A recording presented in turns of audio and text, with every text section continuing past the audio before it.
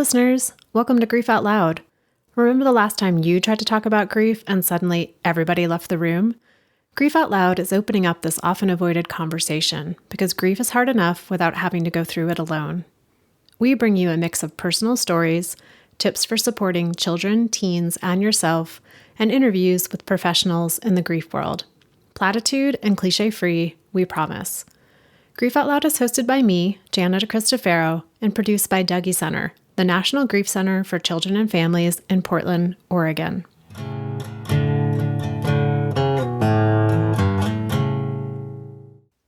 Hey listeners, thank you for your patience with how long it's been since we last put out an episode. I took a short break from recording and editing during August, but I'm excited to be back with you all. In the last 21 years of working in the world of grief, there are two questions I get asked over and over. The first is some version of, what do I tell my child when someone in their life dies? The second is, how do I help my friend, family member, colleague, neighbor, etc., now that someone in their life has died? That question is really tough to answer because people need and want different things in grief. And grief feels horrible, and there's not really anything you can do or say to make it less horrible. We usually strive for something that will not make it worse, rather than trying to make it any better. Zack Wheat knows more than most about what it means to try to be there for other people who are grieving, both before and after a death. Zack works as an inpatient palliative care chaplain at Providence Portland Medical Center. And because that's not quite enough grief, Zack also volunteers as a facilitator in 2 peer grief support groups here at Dougy Center. Before he moved to Oregon, Zack worked at Dell Children's Medical Center as the pediatric palliative care and oncology chaplain. Professionally, Zack knows a lot about grief, and that education started personally, when he was 21 and his close friend Leanna died in a car accident, a death that continues to shape his life. Zack is funny and thoughtful when it comes to what he's learned about how to show up as a human for other humans who are grieving. He is also generous, as I went into this interview with some facts that were not quite correct. For some reason, I was convinced Zack was a hospice chaplain and not a hospital chaplain, which you'll hear me say in this interview, and you'll also hear as he kindly corrects that misinformation and explains the difference. Zack, thank you so much for coming on the show today and being part of Grief Out Loud. Yeah, absolutely. I'm super pumped to be here. And I know you work in this field of bereavement as a chaplain. You're also a facilitator in our peer grief support groups at Dougy Center. But what's your personal connection to grief and to this work? Yeah, so I would say that sort of my most early experience of grief was probably whenever my grandfather died. And it's actually a really fascinating story from a perspective of like, how do we help kiddos in grief? So I was on an actual month-long mission trip in Panama, like deep in the jungle. I had gone on this trip knowing that my grandfather had Alzheimer's dementia, and I knew that he was sick, and I knew that there was like this potential that he might not survive until the end of my trip. And so my parents actually sat down and had a conversation with me about how they should approach that and how I wanted to approach that. And I was 13 at the time. And I told them, I was like, if he dies, I don't want to know about it while I'm on the trip. I want you to sort of save that information until after I come home. And he did. He ended up dying while I was on the trip. And it's really funny. I feel like this is one of the things that I've learned throughout my career too, is that kids know a lot more than we think that they know. Like, I got a phone call and I knew that it had happened. They didn't say it, but like just sort of the way that they were, and the fact that they like had called me, because that also wasn't normal. I had this like deep sense that he had died, but that didn't get confirmed until I went back home. And so that was sort of my earliest interaction with grief. But certainly my most poignant interaction with grief, and the one that I talk about whenever we began groups at Dougy, is that when I was 21, right after I'd graduated college, one of my really good friends died in a car accident. And there's also just a really interesting story about that as well. Like I just gotten back from a trip to Italy where I was backpacking with a friend. We were driving back from Tampa to Jacksonville, and we drove past the car accident that my friend was in. And I didn't realize it until the next couple of days. And I like it clicked in my head, and I was like, I drove past a really big accident on the interstate. And so that's sort of my most personal, and the one that I guess that impacted me the most. Not that the death of my grandfather didn't impact me, but that was someone my age, someone from my peer group, and one that just felt out of order. Yeah, I would say that my personal journey with grief started there, and I really do think that like that journey has led me to where I am now. I do think that that experience has impacted and shaped the way things have sort of cascaded in my life. I think that I carry that experience with me sort of to this day in my work and my volunteer experience with Dougy, and just even who I am as a person out in the world. What did it mean to you to realize you had driven by the accident site? It was pretty wild to think that is what happened. And like I still to this day, like I don't know that I can fully confirm that is what happened. Like that's what I assume because it was a really big accident, and it makes all the sense in the world. But it was hard because I think that I've had thoughts, and I still have thoughts of like what would have happened if I had stopped? Like if I had known that accident across the highway on the other side was my friend, and that my friend was still in the car, would I have stopped? Would there have been anything that I could have done? I don't know. Like I do have a lot of questions of like, what if I had known in the moment? And I think that that's sort of the most persistent thought that I have around like that particularity of like that story. What that would have been like, or what that would have played out for you if that really was, if you had stopped, or. Yeah. Or like, so my friend Leanna, who died in the car accident, at the time she was dating my really good friend, and they were essentially engaged, Jake. And I think that that's the other piece of what ifs is if I had known, could I have been there? Could I have shown up more for Jake than I did? And like, I think that as a 21-year-old that like knew very little about grief, was just sort of getting started in this world. I don't know how much more I would have been able to show up for Jake, but like, I do wonder like if that had been a thing, like if I had known, would I have shown up in a different way? Whenever I think about how this story connects to where I am now, this like the circumstances are really important for like how I showed up in that situation. So after Leanna died, I had actually been reading this book while I was on my trip to Europe. It was like the only book that I took, and it's called Lament for a Son, and it was written by this theologian that was a professor at Harvard, and his name's like Nicholas Wolterstorff, and it was just a really raw outpouring of emotion in book form about his son that died. And so I just like finished reading this book, and I think that the thing that I connected with so much in this book was just the deep willingness to talk about how hard and how sad he was in this book. And so I posted on Facebook a section of the book that I was like really resonating with in the time after Leanna died, and actually led to Leanna's family asking me to come and say a few words at the funeral. And like it kind of made sense in some ways because like I was going to seminary, like I was on this track to be like a church pastor or whatever, which is distinctly different than what I do now, but like sort of still in the same realm.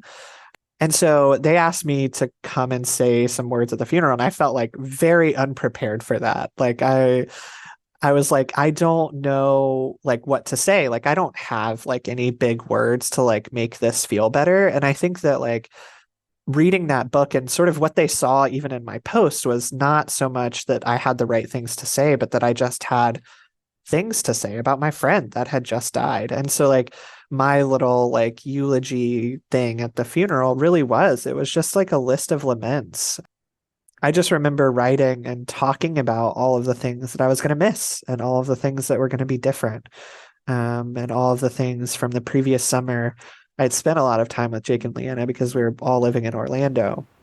All of the things that we had done and all of those things that would be just drastically different now. So, from a pretty early age, I mean, 21 is pretty young, you were able to tap into this ability to put grief into words, even if it wasn't like a big proclamation of deep wisdom and understanding, but just a willingness to be there and say, this person existed and they're no longer here. And this is why that is so hard and painful. And this is what I'm going to miss. Yeah, absolutely. And I think that like that is sort of one of the attitudes that I've taken about sort of my work and grief just in general since then. It's just this reality that like there doesn't need to be this big proclamation. There doesn't need to be like this witty thing to say. And it's actually really funny because like now that I'm thinking about this and saying this, we had a conversation in one of my groups recently where some of the kids were like, yeah, everybody thinks that like you have to have this like poignant thing to say. And they were all laughing. They're like, we don't like, that's not what we need. Like, we just kind of need people to be real and human with us. And I think that that's how I approach my work is that I'm just a human in a room with other humans experiencing superhuman things like death and dying. One of the other people that I've like really appreciated is this lady named Kate Bowler, who's again a professor at Duke. She's written a couple of books, and one of the most recent ones is "There's No Cure for Being Human," and it's just this really poignant talk about how this is where we are, like, and death is ultimately a part of the human experience. Zach, as we're talking, I'm realizing you might be the first hospice chaplain that we've had on Grief Out Loud. So I'm wondering if you could talk a little bit about like, what is that work? Because I do think chaplain brings to mind a lot of different images and ideas. And I know even for me, like listeners, I'm Zach's in hospital scrubs. And I always had this image of a hospice chaplain being in like a suit and a tie and fancy formal wear. So if you, just share a little bit about like what the work is. Yeah. Well, first, I guess, so I'm not a hospice chaplain.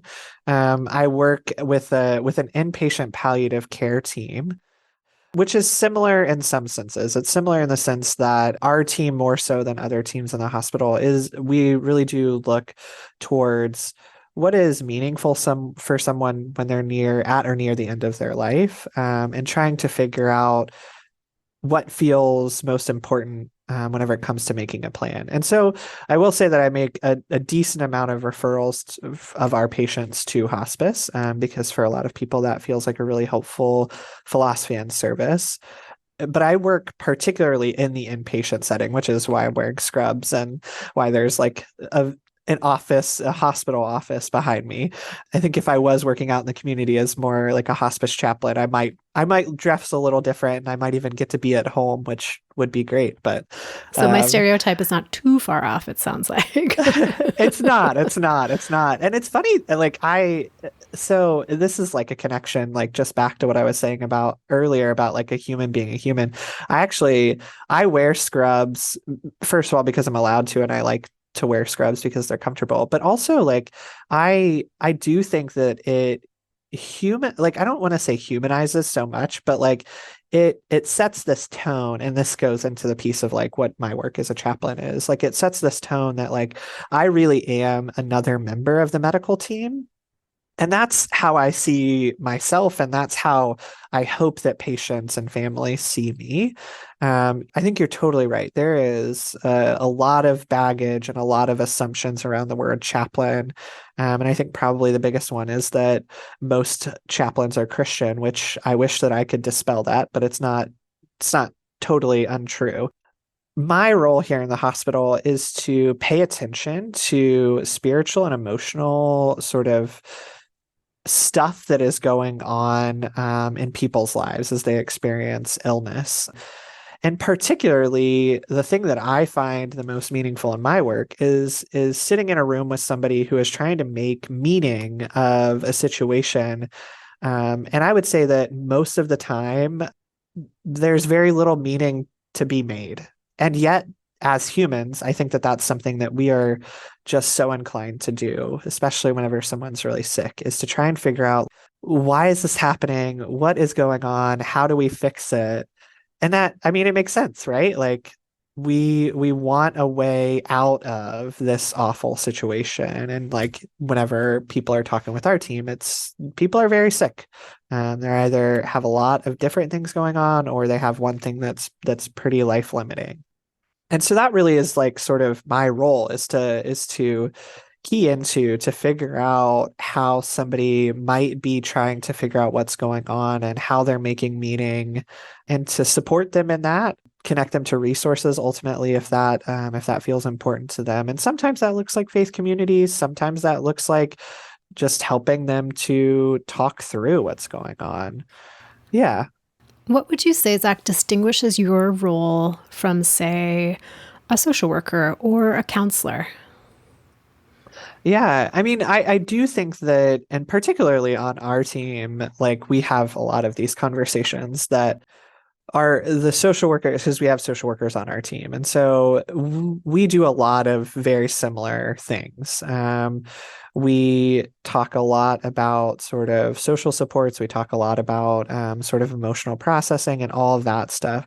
I would say the thing, like the part where I'm a little bit different is that I do have this like very specific education and training in spirituality, if and when that is a part of somebody's framework for how they're making meaning. Because I don't, that's not always a part of how somebody's making meaning, but if it is, I do think that there becomes that is sort of where my role separates.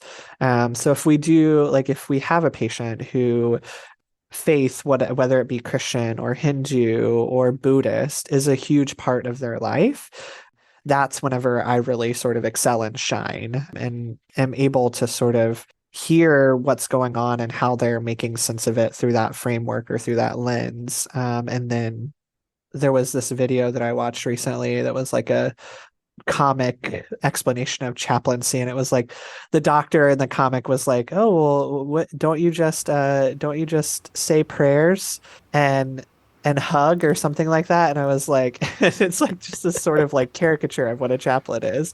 And it's funny because like I actually find myself praying very little with patients. Like I do, like if it feels right, if there's like a very specific request or need for prayer, or if it I've identified sort of through my assessment that prayer is like a huge resource for people, of course I will say a prayer. And I've been trained to do that. Like I went to seminary. I know how to construct and say a prayer, but it's not even close to like the first thing that I'm thinking often. Like it's not even like the top 10 on like my list of tools that I have in my toolkit. How long have you been in the field? So you're pushing into the thing that I'm absolutely not good at, which is why I'm a hospital chaplain, which is math. I graduated in 2016, so like coming up on 7 years. Yeah. What do you remember about like your first day or your first week or your first month of stepping into this role? Because you're walking into a very delicate, vulnerable time in someone's life. Yeah. Well, okay. So I'll tell you about the first time that I ever went into a hospital room.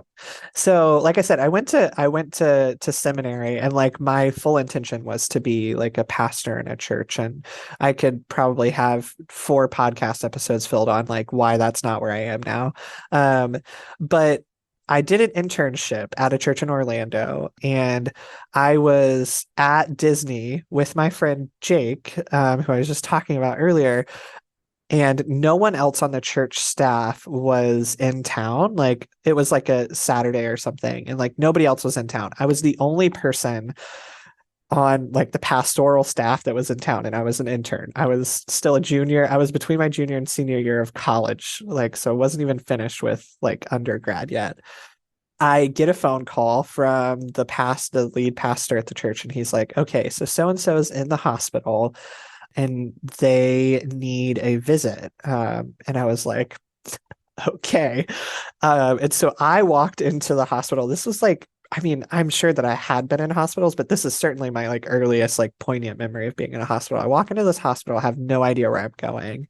And I find my way up to the ICU, and he was like on like isolation precautions, so I had to like put a gown and gloves on, and so I walk into the room, and I was panicking because like this felt super uncomfortable, and like this was like the thing that I was like, I don't know if I want to be a pastor because that means that I'll have to go into hospital rooms, and that feels really hard. And here I am now. And as soon as I walked into the room, there was nobody else in the room. And the guy, I think that it was a man, and he was very sick. And I think that he was on a ventilator. And so I walk into the room, and as soon as I walked in, I just got this like sense of peace. Like I don't know what it was, but like I just felt more calm whenever I was like actually in this space. And I remember I sat and I said a prayer, and then I just left. Like I was there for like 5 minutes maybe. And I was also panicking afterwards. And I was like, I don't know if I did the right thing. Like I don't know what was what I was supposed to do. But I think whenever I reflect on this story, like just that sense of peace that I had whenever I was in the room, and just like the reality of like I was witness to what was happening. And I was, did he know I was there? I'm not sure. Like, but I was like, I was there. I showed up for this guy, that was very sick. I'm not sure if I answered your question, like, but like that was sort of my earliest memory of being in a hospital. And I think whenever I look back, I like am able to say, oh, I probably could have known then that this might be somewhere where I ended up. I don't think that if you had asked me like in the even like months to year after that happened, if that was like a good experience for me. But like looking back now, I'm like, yeah, it was okay. Like it was okay. So you went from panic to peace to panic, and that was a glimmer looking back of leading you to where you are now. Yeah. And I think that like so sort of after that, like I did an internship during my last year of grad school and at the VA hospital in Durham. And that's whenever I really like started to see that like this is work that I could do. And I actually think that like one of the things that I love about my job, that I don't think that people often realize about hospital chaplains, is that like one of the roles of a chaplain is to care for the staff in the hospital just as much as we're caring for patients. Um, and that was the piece that I always was looking for, and why I didn't think that I would be a hospital child, because like I really like to build relationships over time, and like that is one of the things that I really enjoyed about being in a church, was like the opportunity to get to know people over the sort of course of their life. And my interactions and caring for staff is where I found that sort of in my work as a hospital chaplain. And that's like one of the things that I really love, is that I get to, and like that's grief work too. Like I have sat with so many nurses and doctors, sort of processing and reeling from the death of a patient, or from a really hard encounter, or from just, you name it, all of the hard stuff that we see in healthcare. Like I have been able to sit and witness, and be witness to people's emotional processing of all of these things. I think we're in 2023 and there's still a lot yet that hasn't settled in, I think, about the last 3 years. And I'm thinking of you, 2020, 2021, 2022, and 2023, being in healthcare, supporting healthcare workers who, I mean, they have been through it in the last 3 years, and you're right alongside them. And I wonder, like, I know it's kind of early to be reflective, but if you do have any kind of early reflections on how the pandemic shifted things for folks that you were working with. Yeah. I mean, I think that I think my big thing is that it did feel just starkly different. Whenever like early in the pandemic, like I feel like there were lots of like talking points about like, oh, this is like you work in a hospital, you should be used to this. And like I just like no. COVID, particularly like in an adult hospital, in an adult ICU, like it was traumatic. And like I think that we're like slowly starting to come out of it. Like, but it was bad. And it was really hard to watch. And I did a lot of just like hanging out on the ICU, just checking on people, and just letting people know that I was there. Like, because it was like for a lot, like one of the hardest things is for a lot of the people, like there just wasn't anything that we could do, which was also just another new thing in healthcare. Like we just didn't have a way to deal with this.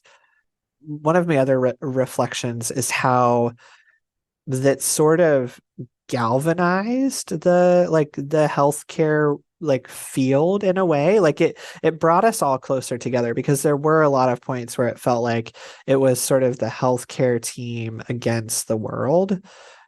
You could talk a lot about sort of why that is and sort of what was going on in the media and politics and all of this stuff about sort of why it felt that way. But it really did sort of feel like we all, like everybody in the hospital needed to have everybody else's back. Um, and I think that in particular for our work is really fascinating, interesting to me because palliative care always has been this sort of like outlier in the medical model of like our job is to listen to and advocate for what's important to patients and families, even if that is sort of against what the rest of the medical world and the medical team thinks or feels. It was really interesting how like during COVID, I think that we sort of got even our team got swallowed up into that like idea of like it's us against the world. And I think one of the most interesting things sort of as we come out has been relearning how to navigate this and like remembering we do have this like very special place where whenever we hear important things from patients and families, it's our job to really like, relay that to the rest of the medical team, regardless of sort of whatever they're thinking or feeling or saying. I feel like we're going to have to check back in with you in about 3 more years just to see, because I feel like there's a certain way of engaging and coping when the crisis is unfolding. And that doesn't stop when the crisis is not as urgent anymore. And then there's the fallout, and that can last for days and weeks and months and years. And I think it takes a while for us to even sort through, identify how it has changed us. So we'll have to stay tuned. We'll check back in maybe in 2025. Put me back on the schedule. And Zach, I know you're super familiar with the idea that grief is really different for everyone and so unique. And you are supporting people in your paid employment prior to a death. And then you're supporting people through Dougy Center after a death has occurred in their family. And I imagine there's some overlap in those two roles. I'm curious, in your experience as a professional and as a volunteer, like what are a few things that come to mind, knowing that grief is different for everyone, but that sort of in general people need in their grief? Yeah, I mean, I want to start by saying sort of that one of the reasons why I mean, I've known about Dougy Center for a long time. Whenever I was working in a pediatric hospital, I referred Dougy Center resources to families often.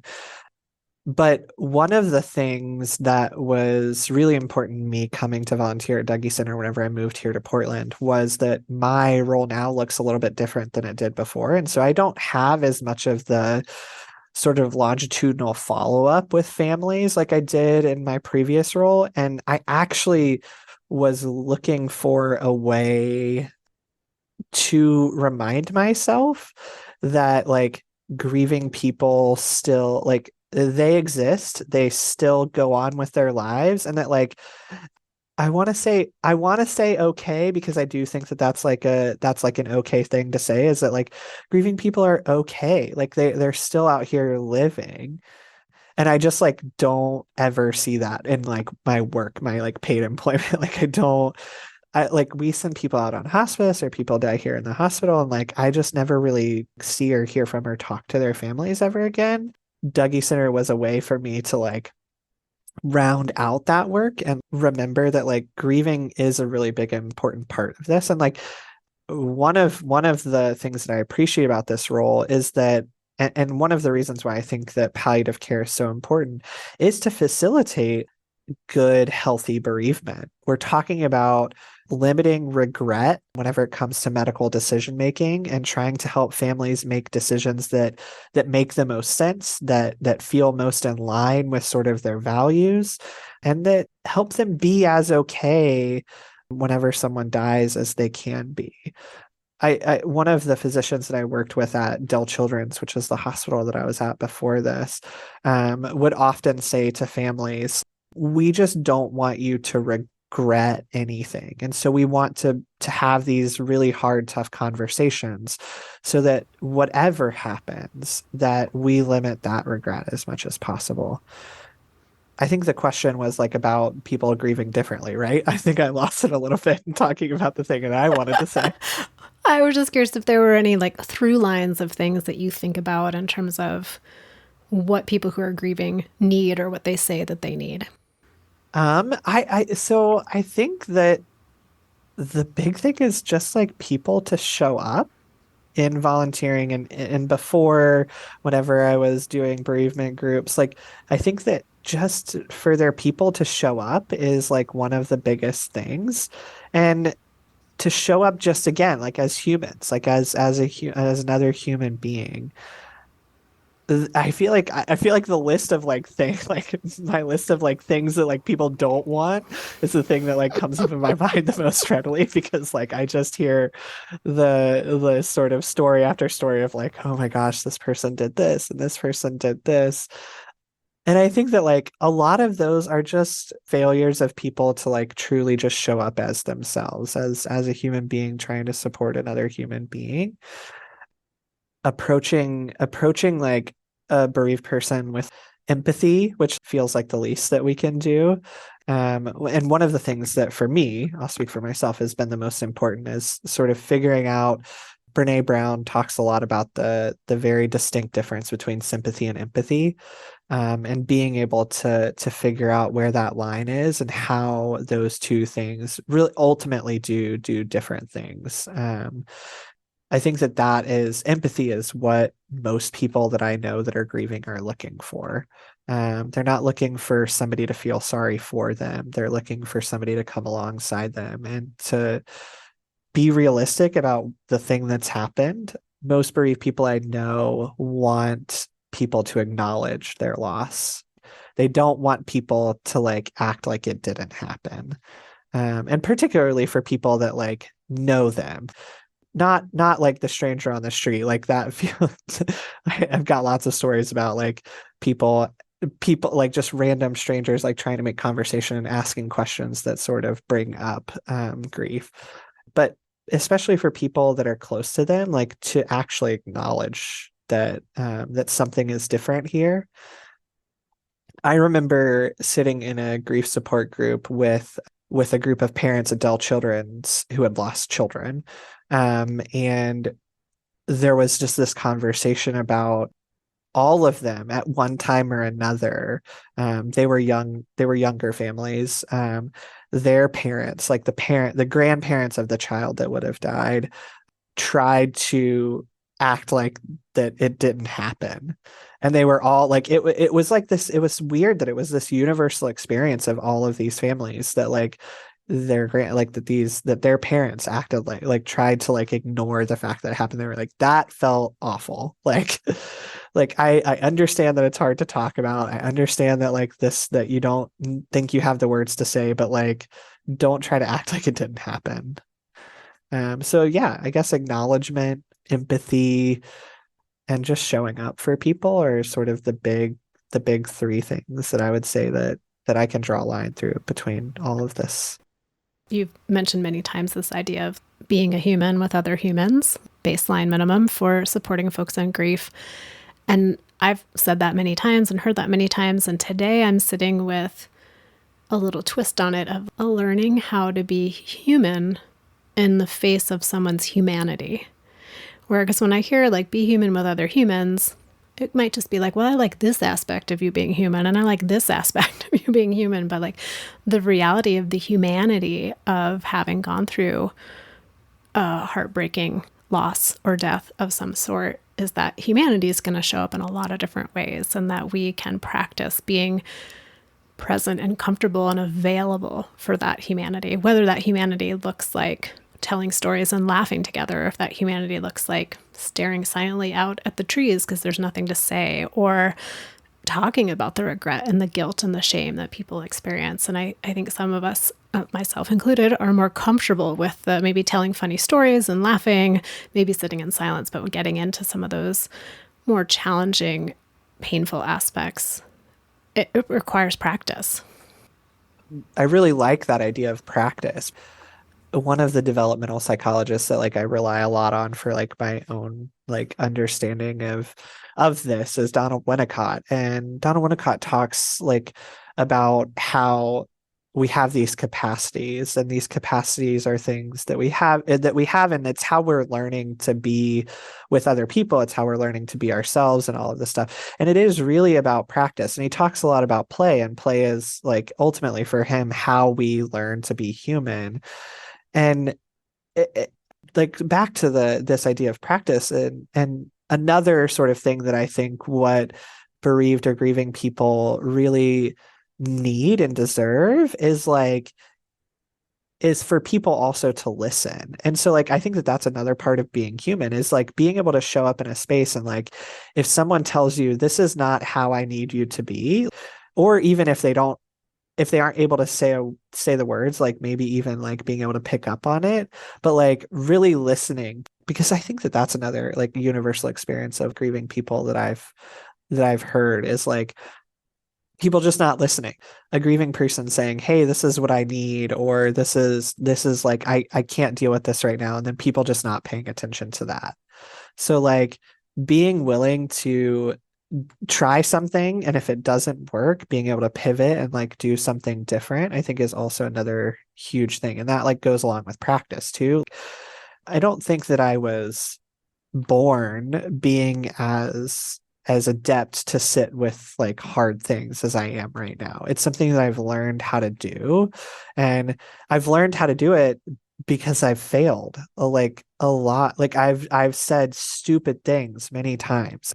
I have made people cry. I've made things worse. Like I've done the wrong thing plenty of times.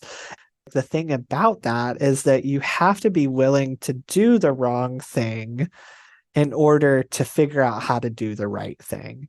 And I think what limits a lot of people, both like that I know that like are trying to show up for people, and what I'm hearing from grieving people, is that a lot of people aren't even willing to try. I hear stories about people who are hurt about friends who haven't shown up for them. Like it is sometimes like, oh, they did this bad thing and they messed up, but more often it's that they keep messing up. It's not just that they messed up once, but that they keep messing up. But more so than that, I think that I hear more pain and grief from grievers about the people that just didn't even show up. And I think that people don't show up because they're so scared. Like we're locked into like this fear that we're gonna say or do something wrong. And like if I had a message for people that are trying to support people in grief, it's like, don't be scared that you're gonna do something wrong, because you are. Like you are, like you're gonna say something dumb. You're gonna make something worse at some point, and you're never gonna learn how to get better unless you start trying. One of the grief podcasts that I listen to quite often has a bad word in the name, but the host is this social worker named Lisa Kefauver, and she actually does a line of grief cards that I like. Those are the grief cards that I send to people, and like the front of the card says like a lot of people probably aren't reaching out because they're afraid they'll say something stupid, and on the inside of the card it says, you know me, I've never been afraid of saying something stupid. And it's like it's just this like really beautiful, poignant like idea of I've resolved that I'm gonna show up, and if I do something wrong and I need to learn and change and be different, then like I'm gonna learn and change and be different. But like it's not gonna stop me from showing up for someone. Thank you for that reminder for me and all of our listeners today that, the thing, even if we don't know what to say or we're going to say the wrong thing, it's better to show up and do something than to disappear and do nothing. So I appreciate your message and thank you for, being on the show. Thank you for the volunteering you do at Dougy Center, for the work you're doing with the palliative team. Yeah, just grateful for your time today. Absolutely. Thank you. It's been awesome. And listeners out there, again, I say it each and every time, but thank you for being part of our listening community, for making the show mean what it does. Always grateful for those of you who reach out to me directly, which you can do at griefoutloud@dougy.org, which is dougy.org. That's our website where you can find information about our local programming, all of our free downloadable resources, and each and every episode of Grief Out Loud. Excited to share, as always, that our podcast is sponsored in part by the Chester Stephan Endowment Fund. Thanks again for listening. We hope you'll join us again next time.